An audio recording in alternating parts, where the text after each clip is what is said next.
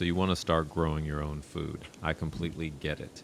3.5 years ago, I determined that my family and I were going to become more resilient in ensuring that regardless of what happens in the world, and we all remember 2020, regardless of what is available at stores, regardless of how people are pulling things off the shelves or there are shortages, even if there are more in the future, which, to be honest with you, wouldn't surprise me. I wanted to make sure that my family and I, that we were good, that we were set, that we were going to have access to organic, fresh, homegrown food on a regular basis.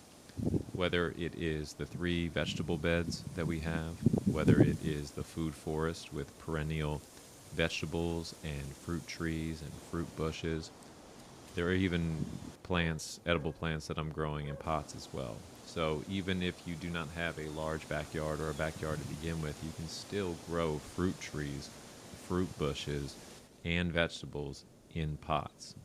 Believe it or not, what you're seeing throughout this video is a typical suburban Florida backyard as far as the portion that you're seeing in this video. Yes, I do have more space in my backyard than I'm not showing here on this video. Yet, what I am showing is all possible within a typical suburban backyard.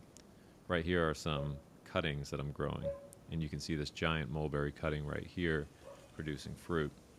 Now, I think it's important to mention that we should also be including flowers, those things that draw pollinators, such as bees, of course, to our garden so that we are able to ensure a greater harvest and pollination rate for our fruits and vegetables.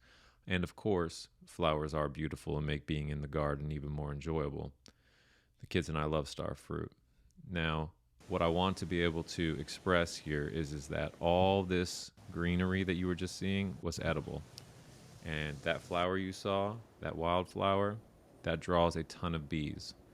Sometimes you want to keep the weeds in your garden. Sometimes, of course, you don't. You have to use wisdom.